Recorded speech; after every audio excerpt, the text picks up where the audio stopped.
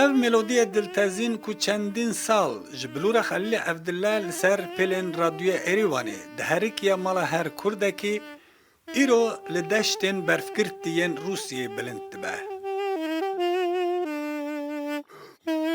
Siyabendê kurê Xelîlê Evdillah piştî mirina bavê xwe mala xwe ji Azerbaycanê bar kiriye aniya Rûsyayê. Siyabend îro di nav Kurdên Sovyêtê de weke hunermendekê qedirgiran tê naskirin.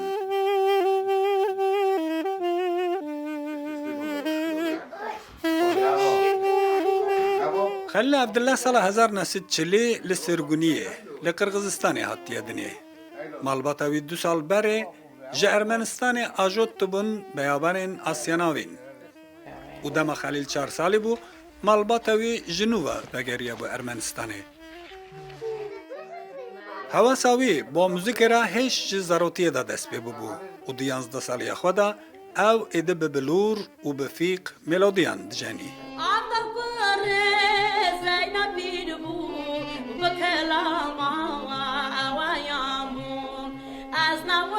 Dema ku Xelîl weke bilûrvaneke profesyonal bibû endamê koma hunermenda navdar Susîka Simo, temena wê hêj negihîşt bi 18 salî. Berî nikare wî miqamê Xelîlê Evdillah tev miqamekî bîne bike weke Xelîlê Evdillah padşah ye. Lêdana Xelîlê Evdillah dinya zana. Niha jî gelek sazbendê me navdeng hene, gelek sazbendê merîfet hene, gelek yê padşah hene. Lê ez esa zanim ku Xelîl sergişkara bû. Kilamê klasîkî de weke 6-7 feyzê radyoyê bi keda emekî Xelîl ve gelek heye wilo da derbas kiriye.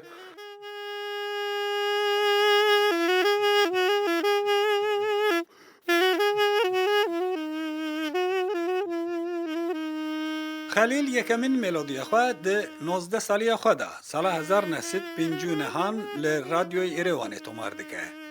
Ji xwe hunermendiya Xelîl ya profesyonelî jî ji wê demê dest pê dike.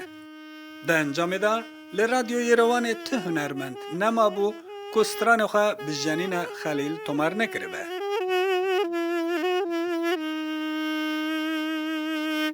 Em biçûk bû dengbêj dadine mala me, gelek wek ji radyoyê dihatin, dadine radyoyê dengbêj, ji radyoyê dişandin digotin here ba Xelîl, heta Xelîl tewe bi jûl be we rastgehê bên radyoyê derbasê radyoyê kin. Bavê bi sifte meyê dar lê de paşê hêdiyedî dest pê zornê kiriye, lê her zorne jî me jî fêqê jî her sêkada dikarim bêjim yê weke wî tune bû. Simîzar bûka Xelîlê Evdillah ku bi xwe jî çendîn sal di beşa Kurdiya radyoya Azerbaycanê de ket daye, bi gazine ku taniha dezgehên ragihandinê yên Kurdî giraniya pêwîst nedane Xelîlê Evdillah. Surgunê bûne. Em gele dinêrin televîzyonayê meqamê tê kelam tê gotinê divên radyoya Yerîvanê lê navê nayê gotinê. Her kes navê xwe gere bê gotinê, gere nayê hindakirinê. Em ege hermerî şûneya gere bê gotinê bê naskirinê ku cemaet bizan ve dûzî jî ev meqamê Xelîlê Evdillah, ev meqama yê Hegîtê Cimo ye, ev meqama nû kî ku meyê dixe. Melodiyên ku bi jenîna Xelîlê Evdillah li radyoya Erîwanê hatine tomarkirin ji sedî zêdetir in. Sala 1978 di Festîvala Neteweyan a Leningradê de weke bilûrvanê solîst wî xelata duyemîn wergirtibû. İnsanê ha lîgên de dikarin ez çawa bijim sed sal carkê bêne rûbarê dinê. Wekî wî însanî heta niha jî ku em zabîsê gudar dikin zanî ku qaydê ku lê dixe, qaydê kal bavê me, dîroka kal û bavê me ye. Weke Xelîlê Evdillah yanî ez bêjim zorneçî yanî mêya lêxistî barkê îsan tenebiye.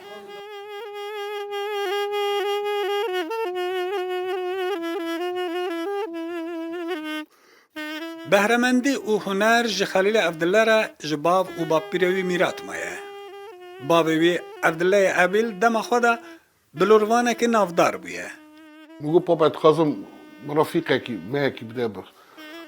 Gotu çûçikî lo çî gotu navazim. Migo ez fîqê dixwazim ez geriyam ew kir diya migo xelî zara de tiştek çekê vatê tu neyse zara bide bira pê. گوه آن نکارن حالی خیلی گو نه از چه ساز بند چه از دوینم که حالی نه فیقه گیدام بودا فیقه گیدام بودا من نه کرا کرا پس او فیق نزام میدی زارش دستی بلدار چه او فیق او هفت کرد گفت الان ساز دستی خواهی بالا میری تو را عشق چه خو گره خواهی که من ساز داده تا ساز بر ای ساجیتی عمر دا ساز بندگی از برادی بیوز هفت کرد سر 17 سالی خدای دی 17 سالی نیست که 18 سالی بود میدی 5 سال دی من کی باش لید خست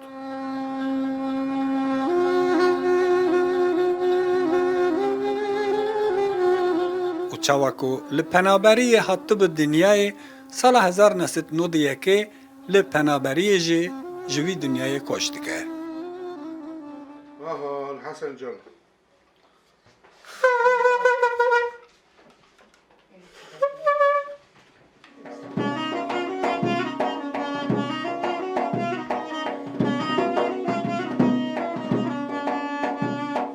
حسن 11 سالی نوی برای خلیله حسن به بهرمندی خواه هر کسی حیران دهیله لو ماجی مالبات عبدالله بخواه بختوار دبینه که لروسیه بجی نریتا کالو باوان ایدی وندنابه